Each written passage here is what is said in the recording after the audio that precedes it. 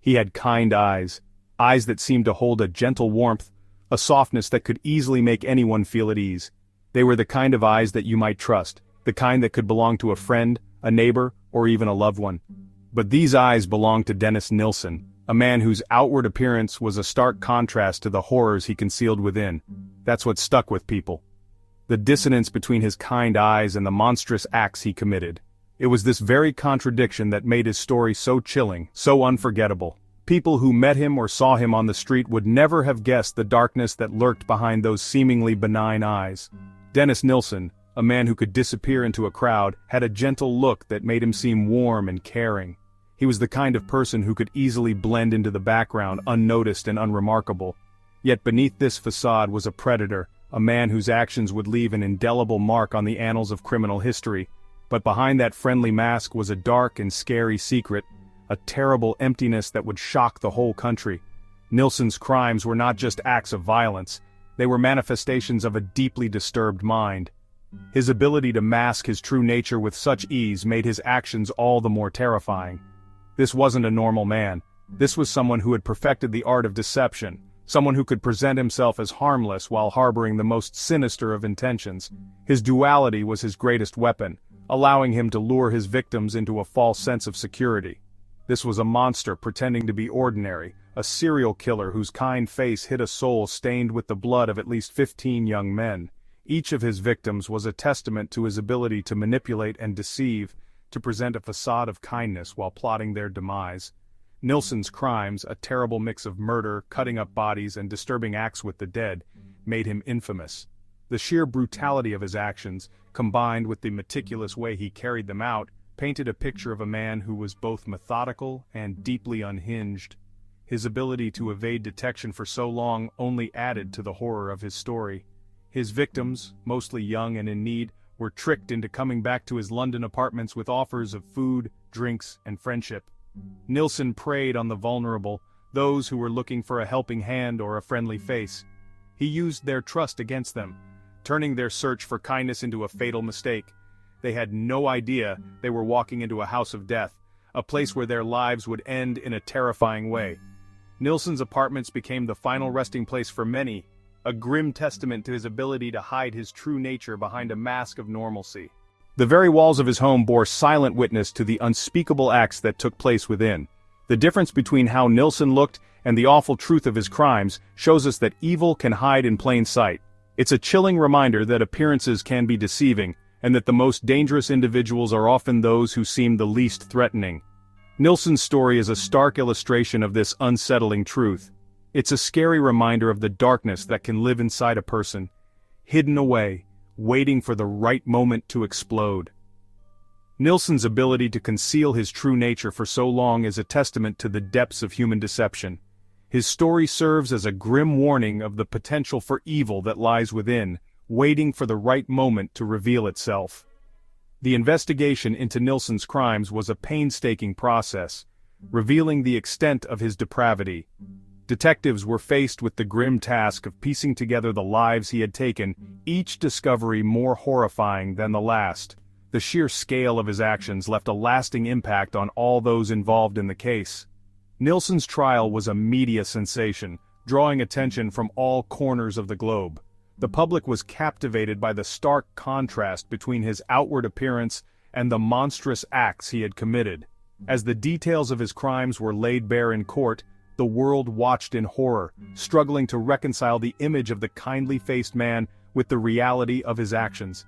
In the aftermath of his capture, communities came together to mourn the lives lost, and to support one another in the face of such unimaginable evil.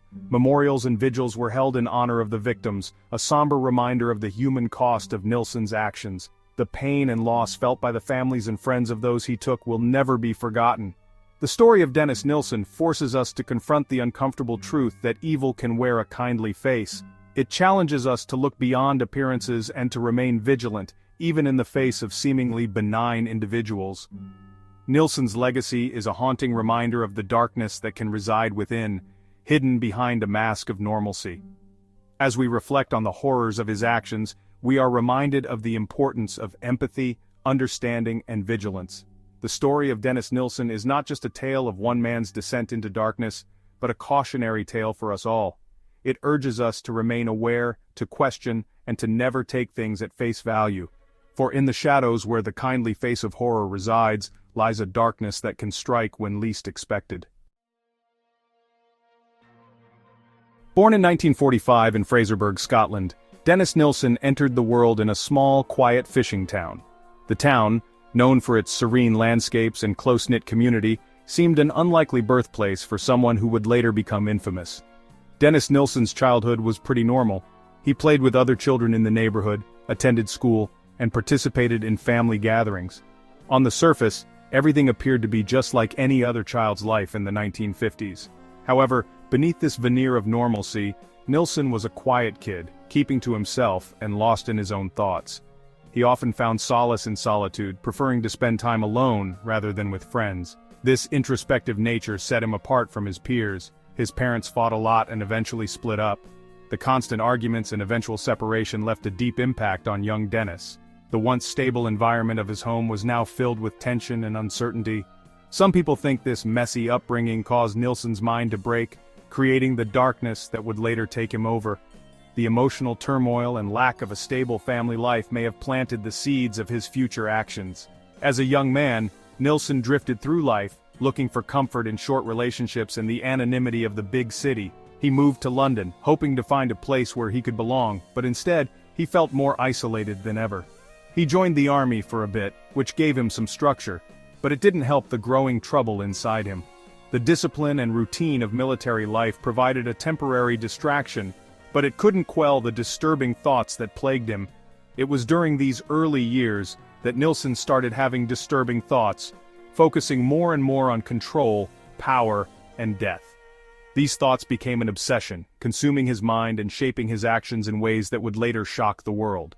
Nielsen began to document his thoughts and feelings in a diary, a private record of his inner turmoil.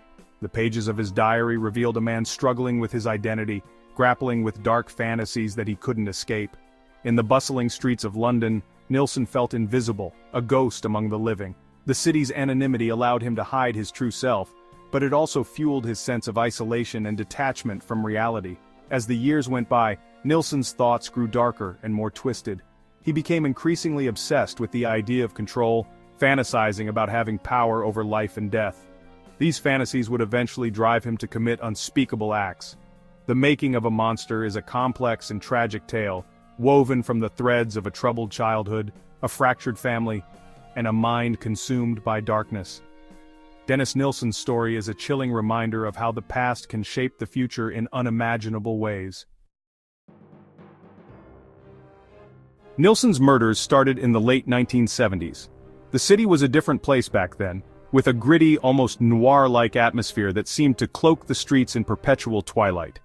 It was in this shadowy environment that Dennis Nielsen, a seemingly ordinary civil servant, began his horrifying spree. The urban landscape, with its dark alleys and hidden corners, provided the perfect backdrop for his sinister activities. His victims, often homeless or young men just passing through, were invited back to his apartment with the promise of a meal and a place to stay. These men, vulnerable and in need of kindness, saw Nielsen as a savior in the cold, indifferent city. Little did they know, they were stepping into a trap from which they would never escape. Nielsen's charm and seemingly generous offers masked his true intentions, luring them into a false sense of security.